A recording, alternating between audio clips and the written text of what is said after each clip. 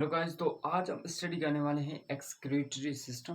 तो excretory system में हम बताएं स्टडी करेंगे कि वेस्ट मटेरियल कौन से होते हैं और ये कहाँ पर बनते हैं और एक्सक्रीटरी सिस्टम हमारे पास क्या होता है। तो हमारे पास एक्सक्रीटरी जो सिस्टम होता है, एक्सक्रीटरी वो क्या करता है, वेस्ट मटेरियल को बाहर निकालता है बॉडी से। क्या करता है, वेस्ट मटेरियल जो भी हमारी बॉडी के अंदर वेस्ट प्रोडक्ट बन रहे हैं, जैसे पानी हो गया, जैसे यूरिया हो गया, जैसे कार्बन डाइऑक्साइड हो गया, ये सारे क्या हैं, ये सारे वेस्ट मटेरियल हैं जो हमारी बॉडी से बाहर निकालना इनको ज़रूरी होता है। नहीं तो ये हमें बीमार कर सकते हैं, हमें डैमेज पहुंचा सकते हैं। तो हमारे पास यहाँ पर देखो, तो ये एक प्रोसेस है, ये एक प्रोसेस होता है जिसमें क्या होता है, वेस्ट मटेरियल जो होते हैं वो बॉडी से बाहर जाते हैं। इसको हम क्या बोलते हैं, एक्सक्रीटरी सिस्टम। यानी वेस्ट मटेरियल को बॉडी से रिमूव करना is called the excretory system. तो जो हमारे पास वेस्ट मटेरियल होते हैं, सबसे पहले वो देख लेते हैं हमारे पास वेस्ट मटेरियल कौन से होते हैं। सबसे पहले वेस्ट मटेरियल की बात करें तो वाटर। तो वाटर हमारे पास कौन सा है, ये सेलुलर रिस्पिरेशन से हमारे पास ये चीज़ आती है, ये वाटर आता है। तो यहाँ पर देखो, सेलुलर रिस्पिरेशन से ये वाटर आता है। अभी मुझे देखो, सेलुलर रिस्पिरेशन कौन सी होती है, जिसमें ग्लूकोज और ऑक्सीजन आपस में मिलके टूटते हैं और टूटने की वजह से एटीपी और H2O प्लस में CO2 का रिलीज होता है। अभी यहाँ पर देखो, तो ये जो एडल्ट होते हैं यानी बड़ों में जो वाटर की जो कंसंट्रेशन है, या ऐसा बोल सकते हैं कि परसेंटेज है, वो कितनी है, 6 to 7% है। यानी 16 से 7% है, 65 से लेके 70 तक हमारे जो वाटर की कंसंट्रेशन होती है, और से 70 से 75% तक चीटर में पाई जाती है। इन जो बेबीज होते हैं या छोटे बच्चे होते हैं, उनमें पाई जाती है 70 से 75 तक। उसके बाद हमारे पास आ जाता है कार्बन डाइऑक्साइड। कार्बन डाइऑक्साइड क्या है, ये भी एक सेलुलर रिस्पिरेशन का प्रोडक्ट है।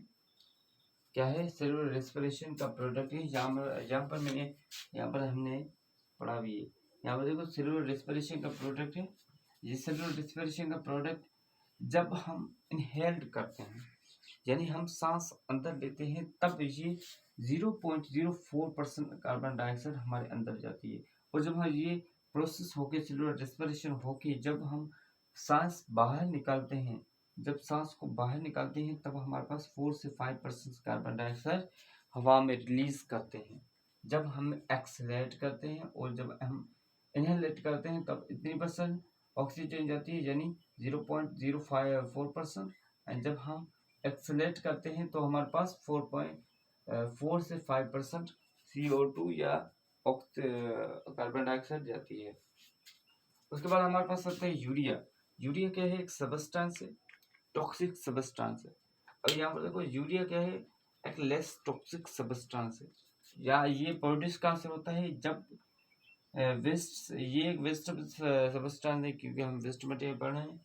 तो हमारे पास जो वेस्ट मटेरियल है वो कब बनता है, जब प्रोटीन की ब्रेकडाउन हो जाए। जब प्रोटीन की ब्रेकडाउन होती है, तब हमारे पास वेस्ट मटेरियल, वेस्ट सबस्टांस बनता है। ये किस में बनता है, लीवर में। और लीवर के अंदर एक, तो हम तो यूरिया पा रहे हैं, तो यूरिया कैसे होगा। अब यहाँ पर देखो, लीवर के अंदर एक प्रोसेस होता है जिसे हम बोलते हैं सेल यूरिया साइकिल।